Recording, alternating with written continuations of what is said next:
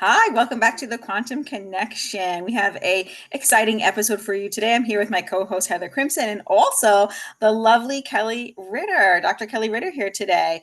Dr. Kelli Ritter is also a graduate of the Applied Quantum Biology certification course. So she's a quantum clinician, just like Heather and I. She's also a nutritionist and a psychotherapist. And she also has her own podcast, The Nourished Soul, which I enjoy tuning into as well.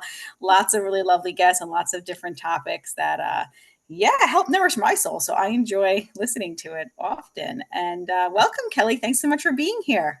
Thank you. I'm so excited to be here. I love both of you. So this should be really fun. We'd love to talk all things quantum. All things quantum. Yeah. I know. One thing that just occurred to me, you guys, is that I don't remember, Kelli, ever hearing sort of your origin story, but like, how did you first get involved in the quantum sphere? You may have mentioned, and I just escaped me because I've listened to so many people's different origin stories, as I'm calling them. But now I'm wondering, what's yours? Yeah. So I'd already taken a couple of workshops on mitochondria. So I was kind of getting excited about cellular health and mental health, you know, how we do, where we're like trying to help clients. And then how I made my way to the Quantum Biology Collective is my youngest son was really sick and having all of these issues. None of my degrees or trainings were helping him. And he had a particularly bad day. And I signed up for the QBC certification that day. Wow. I was like, you know what? There's something I'm missing. I need to figure this out. And of course, it was a huge help for me because I don't think I would have signed up for myself. Right. You know, I thought I was rocking along. I mean, pretty healthy person. It blew me out of the water how much it improved my energy and my ability to meet each day to help him or whatever else was coming at me. So that's kind of my origin story, right? Yeah. Like the resilience and the additional energy you had, right? And I love how you followed your instinct and your gut. It sounds like it just called to you and it said, this is the thing that I need to do, right? That's right. Yeah. Even when your mind is like, it makes no sense, right? I do not need another certification. My mind was like, seriously, like you've done training on everything possible. Like this is, and I just followed my gut. Yeah, that's right.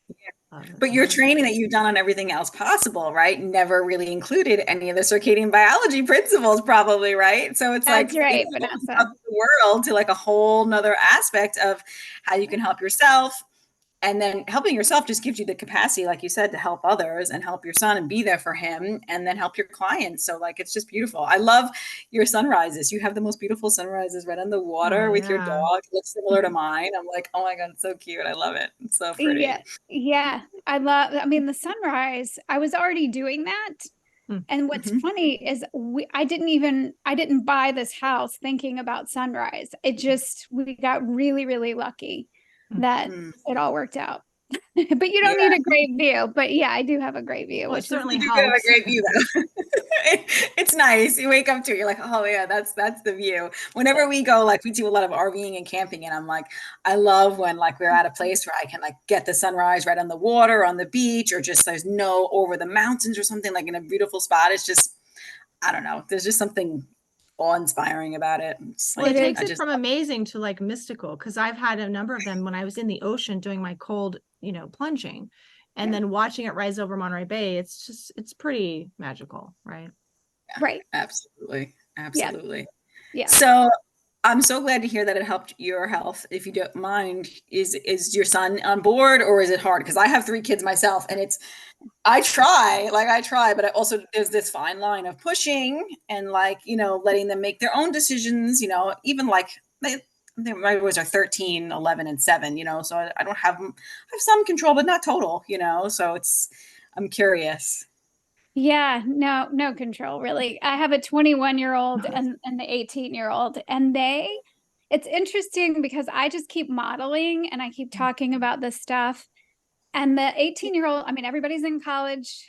He graduated from high school. We made it through that. He's got some things to work out, but he is doing really well. He knows that the sun is important. He has a red light panel in his room. He uses that. He was cold plunging all summer. Wow. So yeah, and he loved how he felt from the cold plunging. So I think, you know, and there is something really magical too about cold plunging and trauma and the nervous system. So when you're ready, I've found that, and I just asked Sarah Kleiner about this too, because she had mentioned it when I had talked to her.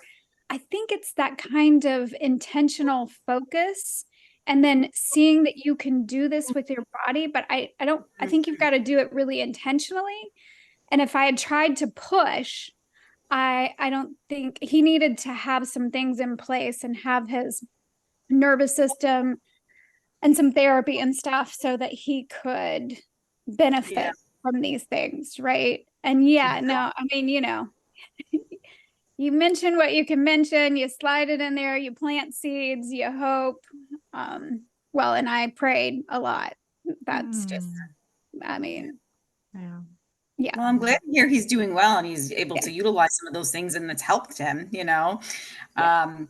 do the same thing here. We do a lot of planting of seeds and modeling, and maybe I push a little bit here and there because some of them, they're still young. I'm like, I'm gonna try, but at the same time, it's a balance. So, but I'm glad to hear that he's doing well. So that's awesome. So yeah. And you do. I'm like, where are your blue blockers, people? Yeah. Like, oh my God. I'll tell you this quick little story. So we have those, before I got into all the quantum stuff, we have those Oculus things, right? And I had like hid them and like totally forgot about it. And my little guy found it. I'm like, oh no. I'm like, because that's just like radiation in your head and it's just horrible for you. I'm like, okay, I got to hide those again. Because I don't want to be like, like they're just going to be out of sight, out of mind, and then no one will use them. That's what it is. Like just if they're not around. Right. So, yeah. So we do what we can do. Right. Yeah, exactly. So, so I'm thinking today we had an idea. We talk about a little bit about just like rethinking our approach to alternative healthcare. Because I know for myself, people get sick, right? That's my story. I got sick. I went right to allopathic medicine. That failed me. And then, of course, like immediately we think, okay, we got to do some sort of alternative medicine, right? And most people dive into the functional world, right? That's like their first go at alternative medicine. And it was mine. I think that's usually the typical route people go. And I know it was mine. And it was an epic fail also. So I just wanted to have a conversation about that today, because I really think that we think that that's going to be the next answer, and that we're going to run all these labs and test our poop and do a parasite cleanse and coffee enemas and do all those things and take all these supplements and we're going to be fixed. And I'm like, man, I know that was not my experience. And I know it's not the experience of clients that I have. And I know it's not the experience of other people that I speak to. They're like, yeah, it didn't work for me either. And they're just missing this huge, big piece, the quantum piece, and also just increasing our body's energetic potential so it can heal itself instead of just throwing supplements and detoxes at it. So I thought that would be like a really cool topic for us to talk about today, if you're interested. Absolutely. Yeah. And I didn't mention this, but I went down that road too. So I've, of course, done all the allopathic and then found every alternative thing you could possibly do. And I really like the idea of functional medicine. I love that there are people that are looking for root causes and that they're open to a different approach. The problem is, like you, it didn't really help. And I looked at the science too of like these food sensitivity testing. The science just really isn't quite there. So it's sometimes people really like it because it gives them a place to start and really thinking about their food. But yeah, ultimately, and especially like the stool tests, right? The poop checking, which of course have done that multiple times. But the thing is, it's only a snapshot. And we know that your microbiome in your gut is shifting and can shift rather quickly based on what your lifestyle and what you're eating. And it's supposed to. So yeah. And I love that you bring up too, like this idea of that we can get so stressed and anxious about trying to heal. And like going after the healing is actually creating more stress and more problems for ourselves. And the body is designed to heal. And by the time we have symptoms, the body is already in a healing phase, in my opinion. Like your body is always in your corner, right? It is always working in your favor. Now it's doing that to keep you alive. So a lot of people are like, but I'm not happy. Well, I'm not sure we were wired for happiness. That's another probably story. I think that's a choice and that's great. But I think we are wired to heal. We are wired to survive and thrive, and we're resilient creatures. So yeah, when you come to the quantum space and you're like, whoa, wait a minute, this is amazing. These really simple practices that we have, these strategies, are actually helping my nervous system. It's less stressful because it's pretty simple.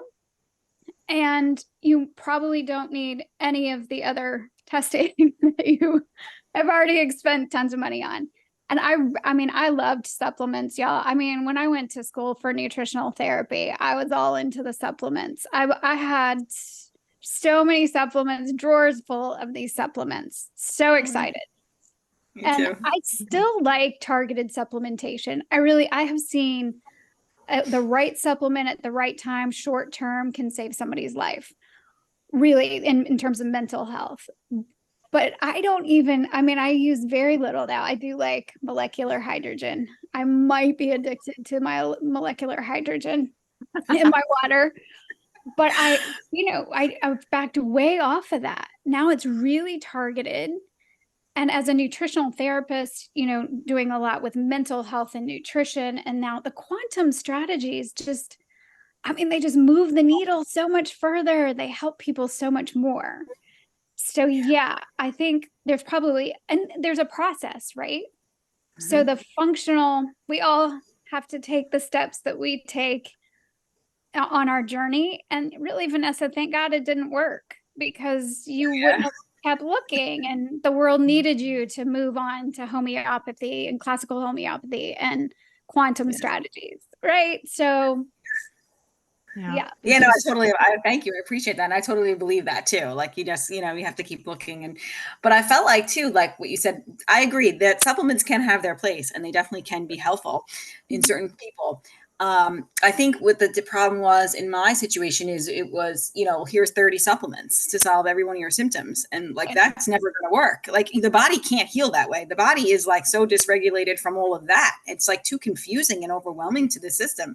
And it's like, there was this like schedule, like, how you said about the stress response from it. It was like, oh my God, I got to take this and this and this. I got to make sure I take this 30 minutes before food and take this 30 minutes after food. And it was like, I had a freaking chart. It was like to keep track. It was like absurd. And it was like that. The more I let go of it, the less stress I felt. And I just went outside and grounded. I'm like, man, I feel better just doing that. Just go outside and put my feet in the grass. Seriously. Yeah. I'm sitting on a grounding mat. Like literally. Yep. It's so much. And you're right. I used to make those charts for people. So that people can keep up with when they're supposed to take what. Yep. And the detox, we all know you got to redox before you detox, right? That's our thing. So it's not that there's not a place for the detox, because I think, mold illness is a real thing. And when something has taken over and you have they're really stealth. These infections can be really stealthy. And so I think there's a place for that. I would just say that it's going to go a whole lot better. It's going to be a lot smoother if you implement the quantum health strategies, and basically you're building your body up, and the foundation will be there to help you through the detox. Because, I agree. Right. Like if our body doesn't have the energy it needs to perform the functions that it's trying to accomplish to heal itself, then anything you add, like the interventions from integrative and functional medicine, like the ones I've tried, are going to not work. Because not that they would work necessarily if you had the energy. If you had the energy, you wouldn't need them. Let's just say that way. But like I went through so many different, I did integrative, I did functional, but when I did integrative MD, and she was doing what she was taught, so I don't fault her. That's just that's what we've created. But with all my horrific gut function issues that I've had for my whole life, right? She did the food sensitivity test, and she looked a little baffled and sort of like, oh, now what do I do? Because she got the results back and she said, you're pretty much reacting to everything. So now what, right? What are you going to tell somebody who's sensitive to everything? And that's what we're seeing more and more nowadays with these chronic health conditions that just, right? And that's how the lack of energy and the mitochondrial function breakdown, it will manifest whatever with gut, and depending on your epigenetic experiences. Like, so for me, it was a lot of trauma. And I was just telling Vanessa about this before we started, that really is what sort of set the stage for me in how my symptoms manifested. Like, so digestion would be fear, a lot of fear because of the frozenness, right? And so then that's led to hormonal imbalance, but also that stems from the histamine issues. So it's like, there's ways to look at the pathways that I'm learning about more and more. But when I did this food sensitivity, and then she said, what you need to do is the herbal antimicrobial. I forget the name of the company. It's one of the high end, vitamin lines, but so I spent a lot of money on that and had this very, diligent protocol. And then after that, you're going to repopulate or whatever, right? And seal the gut lining. None of it worked at all. Not only that, but I thought I was healing myself doing the GAPS diet, and it was just making things 10 times worse. And I would just try harder, and then I would feel worse. So I have a lot of compassion for people. And this is why we have to get this message out, you guys, is that people are really suffering and they're spending all kinds of money. They're stressing out about doing it right, and they're not getting results. Right. That's right. That's what's happening. And, and I don't fault people at all for trying everything. And I was even at a place when it was so bad with my son, I was like, maybe he really just does need some medicine. I mean, I had moments of that where I was like, I'm not against medication, but just my heart was like, I really don't think so. In my heart of hearts, I think he is on a particular path that includes some trauma. And it's, it was not, it's not for me to try and fix everything. It's for him to journey on this path. But the psychosocial and emotional and spiritual piece is a huge part of the puzzle. And I think sometimes people are addressing that piece. They're addressing their trauma and the psycho-emotional part. But even those of us that have been trained and have degrees in all of that, it's challenging to come back to the basics. Like I know what to do.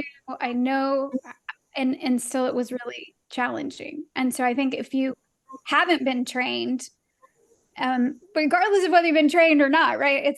It's sometimes we find ourselves wondering if we should do what everybody else is doing. Mm-hmm. Yeah. Mm-hmm. Because thinking outside the box can be risky, let's be honest. And you're on your own, you're kind of in uncharted territory.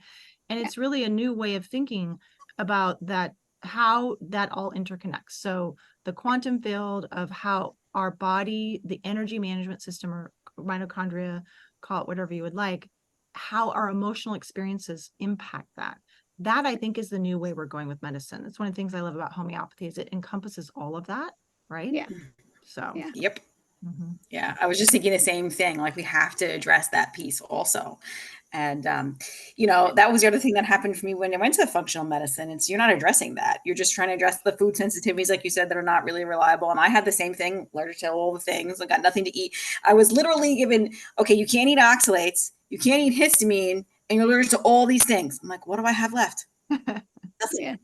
I think I got ghee. Like, I'm like, all right, I'm going to eat some ghee and some grilled chicken for the rest of my life. Like, that's not going to work. And that's just a Band-Aid. Even if it did relieve symptoms, which it didn't for me, because you're not obviously getting enough nutrition, no way, from, restricting your diet too. Like, I just feel like it's never going to fix the real root of the problem, which is probably rooted into something much, much, much, much deeper. And I agree. That's what I love about homeopathy too, because it helps your body do the self-healing. It just increases that energetic potential. And then your body does the healing work. That's the whole point of everything that I think in the quantum world too, which I believe homeopathy fits that picture. You know, everything we're doing is to increase our body's energetic capacity right throughout the day. Like that's what you're doing all day long when you live that kind of lifestyle, and reducing the things that stress it, right? Taking those stressors out, removing the things that are causing the stress, like the Wi-Fi at night, you know, or whatever, the artificial lights during the day on and whatnot, like removing those stressors from our life too, which just helps the healing immensely. And nobody ever told me about going outside or turning off my lights before bed. And they gave me a melatonin supplement. They gave me L-theanine. This is what you need to sleep. Because I had chronic insomnia. It was what I kind of had like a mast cell reaction. And one of the things that I dealt with was chronic insomnia. And it was just like, well, here, take a supplement before bed. Okay, maybe it passed me out. Maybe that did, but it didn't fix it. Like it didn't. But then when I watched the sunrise and stopped eating earlier and turning the lights out, that actually fixed it. You know, like it actually made my body get into the right rhythm, and now it's healed, you know? Yeah. It's just a totally different view. Yeah. And I think that's the whole point, right? Supporting the body for its own healing. I just think that can be really confusing for people. Even when we've done all this education and training and stuff, if you haven't made your way to quantum biology, you're missing really foundational information. And so, and then, throwing supplements at trying to get people to sleep. And you're actually really not helping the body when you take melatonin. I have utilized it strategically and targeted when somebody, like, literally, that's really all we have left. And they won't do everything else. They're not going to get up and see the sunrise. They're not doing all the other stuff, and they need to sleep. I get it. But you're really teaching your body that it doesn't even need to make its own, and that, and it's, you're right. You're not in sync. Your rhythms are off, and you're never going to feel good. And if we really want to get to root cause, I mean, everything is inflammation. Yeah. And so I think even functional people are like, okay, so inflammation's the issue, but the way they throw things at it and try to kill everything, it was your point, Vanessa, it's just like, okay, well, that's not really actually supporting what reduces inflammation naturally. And we know that our mitochondria, moving the electrons through the body, right? That's its job. And that when it's weak and it's, you know, swelling up, then those lost electrons, that's reactive oxygen species, that's inflammation. Yeah. Like if we could all just get there, if we could all go, okay, great, I get it. So then what do my mitochondria need? Fine. Like that's all you really need to know is like, what is going to help my mitochondria heal and then actually get to the place where we're making new mitochondria that are healthy. That's where the exciting part goes, right? Yep. And then we have less anxiety, like all of the mental health stuff, all of the gut health stuff, but I do love classical homeopathy because even when you're doing all the things, when you've had a lot of suppressive therapies or, you know, all the things, right? It can really support the body in healing itself. And so I do like that as a tool. Yeah. And I want to piggyback on what you said about that, because I feel like, they go to like I said, it's not a fault. Like, I love that you guys said that too. Like, I'm not saying that they're wrong or they're bad. It's just what they know. So that's what they go to. Right. But it's like, okay, take the antioxidants, you know, eat more blueberries, you know what I mean? Like that kind of thing. Like that might not fix it. And then kill everything, right? Like take the anti-parasitics or, you know, take this antifungals or, you know, take the herbs to kill everything. And I love what you just said about suppression. And I truly believe, after taking classical homeopathy and learning about it, that when you take the oregano oil or you take the silver or you take that herb to try and kill something, it's the same suppression as the antibiotic. Maybe it's a little bit better. It's a little less damaging, but I view that as a suppression. I'm suppressing symptoms with it. So I kind of feel the same way about it, like now that I've learned so much. And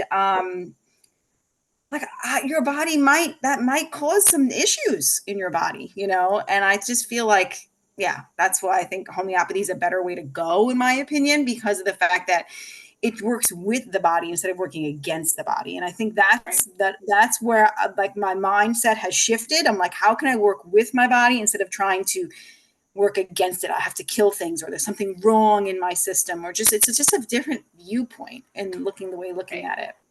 Yeah. Oh, now you're getting more political there, Vanessa. I love it. It's like you're going after the sacred cows. I mean, what are the herbalists going to say? No, but I think it's a good thing to think about is it actually helping? What is the function of this? Is it in the big picture, considering that person's total health picture, going to be the best option? And maybe there's a time and place that it is, but if it's something that's used all the time, maybe that's not such a good thing, because now we're still using it as more of a band-aid. We're not getting to the root issue if there's like continuous issues, right? So if it's like you got a cut and then you want to use an herb there, okay, well, that might be fine. If you're using it for the things that are really not going to be fixed by something like an herb, right? If you have a root issue, like Dr. Kelli is saying, that needs to be addressed by enhancing your mitochondrial function, herbs are never going to do that. So it's like we have to think about what it is we're working with here, right? And that's where really astute assessments and our clinical hat has to go on about, like, what are we dealing with here? And sensing, it can't just be your intellect. Like, what brought you into the quantum when you signed up with the collective is that gut feeling. So I think that part of our path as clinicians is, or healers, or call it whatever you want, is to be able to sit with that energetic resonance of our person we're trying to help, and getting that download in addition to tapping into all of the files up here, right? There's that piece too. 100%. And I think, whether you're a person trying to heal yourself or a clinician, first of all, I think to get out of your own way, because clinicians, I think we get a certain training sometimes and it's worked and we just keep trying to apply it. And we don't know about the people who don't come back. So, right. And you can kind of get, I think ego can get in the way too sometimes a little bit.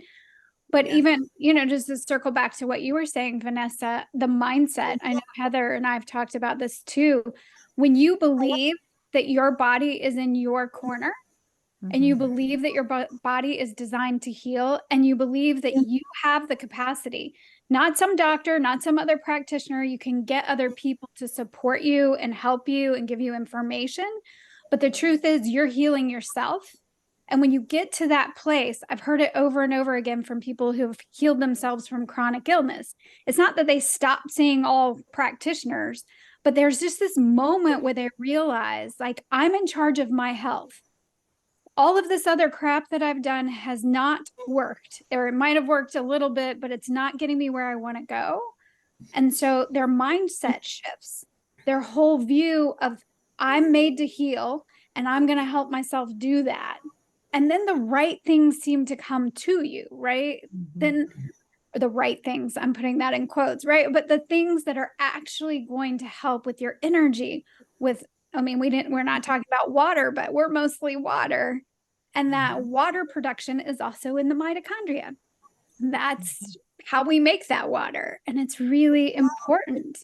And so once people start understanding, oh, okay, so my lifestyle has more to do with these choices that I'm making. I can make small little choices every day to help my health and help my mitochondria. And then my energy is going to be better. My mood is going to be better. My sleep is going to be better. All these things are going to improve if I'm consistent about that. Then, it's amazing.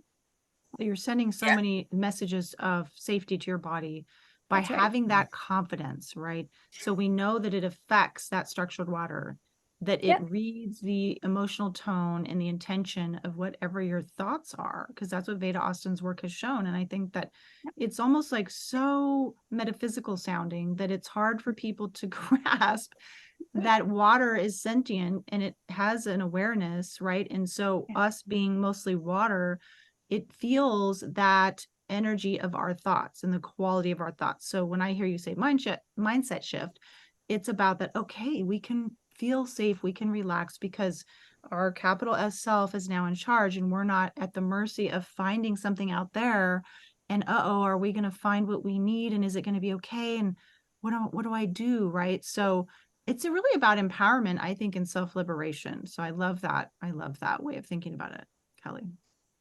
100%. I mean, that's right. That is exactly what's happening. It's that big S self. It's like coming on board. You're aligning with the big S self, not the little S self.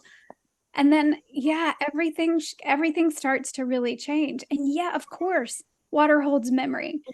And yeah, we just think about how important that piece of it is, that cellular hydration. Really amazing that we can heal as much as we can heal.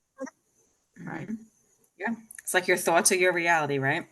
I don't know who that said that, but that's somebody. I heard that somewhere. Yeah, your thoughts. But I also think the feeling, because the feeling has been shown, like, yeah, our thoughts are important. They have a frequency, but that feeling, when it drops down into the heart space, is what I always say. It doesn't matter where it is, right? But the feeling, so actually feeling is a lot stronger. I can't remember if it's like 100 times stronger, 1,000 times stronger, but we know that that frequency is a stronger frequency. And I think that we're designed that way for survival.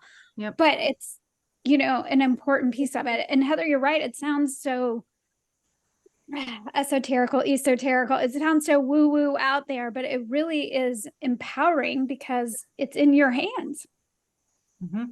Which is on one hand, super liberating and empowering, and on the other hand, it's like, it's in my hand. I have to actually take the helm here and be responsible. And every moment I'm at choice. Yeah. Do I go out and watch the sunrise, or do I sleep in? Do I, right? Whatever Netflix the choice is that, I think that we all have the capacity or the ability to tap into what our body is trying to tell us. But there's so many ways that we disconnect from that inner knowing, right? There's external distractions, there's internal blocks we set up for ourselves, and then there's just the fear of the body. And if we tune into the body, now some emotion might come up because I've been so distracting myself, pushing down what wants to come up. So those messages of emotion from the body also have meaning for us about what we need. And sometimes it's not necessarily about a physical thing, but it's about an emotional need. And it all ties together, though. When you meet that emotional need, whether it's for a longing for connection or rest or whatever it is, right? That emotion of like, I just want this, but we deny ourselves that. Now there's a time and a place where we can't always do all the things we want. But when we're constantly overriding those messages, right, it sends the message to our body that we're not safe. We can't do what we need to do to be okay. That's right. Yeah. Yep. Yeah. I have not done a lot of nervous system retraining, but the little bit that I've done has always been about like listening to your body's signals and following your body's instincts. It sends that, like you said, just sends that safety signal to your body so much. And I just think it is important. I think we get away from that because our lives are so busy and we have so many things going on all the time. So we're just like, I gotta just push through and get this done. And I gotta meet this deadline and do that. So we don't listen to our body's cues sometimes, but it's really, really important. Yeah. So I'm curious, before we run out of time, Dr. Kelli, because I'm noticing the time is that, what do you do with some of your clients who are really struggling with shifting? They're making that mindset shift that you're saying is so important and so powerful. How do you help move the needle for them or get them over the hump from like that thinking of like, I have to have the supplements, or, I got to fix this, to it's really more of an energetic game, right? Not game, but it's more of an energetic approach that we need. Right. So what's been surprising to me, Heather, is that our roots in just relating to people and listening to people, encouraging people, I was like, that really is how people feel better. Like you don't have to have some magical wand and you wave for people.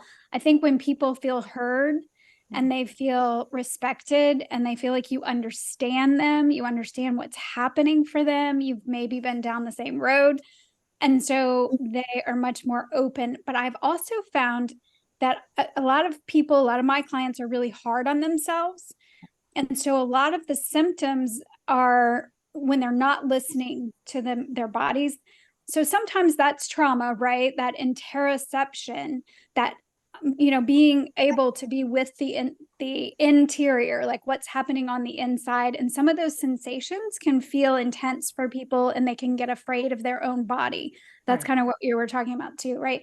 And so just helping people little by little, teeny tiny in this moment, helping people just say, when they recognize that they're actually safe in a particular moment, actually say to themselves, in this moment, I am safe.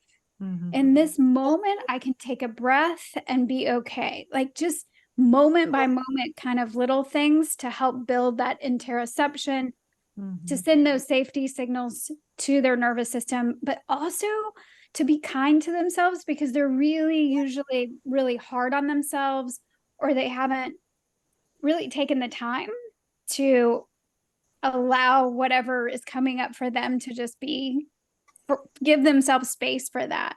And so self-compassion or kindness or whatever you want to label that, some way that they're not punishing themselves or verbally abusing themselves. And a lot of that is really unconscious, I've found. It's in me too. I've noticed that, I'll have a headache and I'm like, come on. I do everything, right? Including classical homeopathy. Like, what is this headache coming? Why is this coming up? And then to really get curious about it. And if I'm really honest, there will be some unconscious, like I was comparing myself or down on myself. If I get real curious about it, I'm like, you know what? I was feeling sort of less than, not, and so helping people make those little connections and realize the unconscious part, what's been running the show on the down low, like underneath everything, to have, not that I think you have to have insight to heal, because I think you can heal in a moment, but it is helpful to have that insight. Yeah. So those are some of the things. Does that make sense? Absolutely. I love it. So powerful. All the grace, having grace for yourself. That's it. Right. Because we've been conditioned to turn on ourselves when something's not working right. It's so sad, right? It's like this epidemic that we have of like feeling like we are the problem. We didn't do it right. And so I just love everything you just said, right? It's because we have to learn to be our own best friend. We have to learn to be our own healer that way, by really befriending our whole being, our nervous system, our bodies, all of that, our soul. And just like, the name of your podcast, the Nourished Soul, it's all about that. Really, in the end, that's what it is all about. Right? I think so. That makes sense to me. Yeah. It just made me think, Heather, when you said about how that it's like when we try these diets or these supplements or whatever, we're trying to heal ourselves, or we try all these things and, we try, say, the carnivore diet, and it's like, it doesn't work. We automatically, what do? We blame ourselves. We're like, oh, it must be me. I must not be doing it right. I must not be doing it hard enough. Right. Oh, how many times have I heard people say something like that? It doesn't have to be that diet, any diet, keto, whatever it is. They're like, it must be my fault. Because they just automatically just blame themselves. And that's an underlying cause right there. It's not your fault that diet's not working for you. It's just not working for your body right now. And listen to that and maybe try something different, So amazing. So I love that. Yeah. So anything else you want to end us with? Any other like parting words of wisdom, or, any message you want to share? I'm doing a workshop on Friday on earthing. So I just want to point out, because I'm diving deep into all of the stories of healing. Like, if you don't do anything else, get your ass outside, right? Like, just if it's freezing or it's hot or whatever it is, do it for short periods of time. But like, literally, we are not to live our lives indoors. As much as I love the inside of my house, really, we really need that connection. I think that is our sacred mission, is to be in harmony with our natural environment. I really think it is. So that's all that I wanted to just point out is, and I didn't cuss the whole time. So I felt like I needed to throw a bad word in there. You can, it's all good. And I love that. Just go outside. Just go outside, bare feet, get your belly exposed if you can, whatever you need to do. That's it. Just go outside. Whatever you can, right? And just learn as you go. You do things differently as you learn. You just, it's all good. but everything you need is basically outside of your house. Absolutely. Right. It is. It's outside. That's where the elixir is for what our bodies are craving. Well, thank you so much for your time today, Dr. Kelli, and for being a leader in the field and pioneering the mental health aspect as well, and helping us integrate and synthesize that. So much appreciated, and look forward to chatting again maybe sometime next year. Of course. I would love that. Yeah. Thank you so much. Always a pleasure.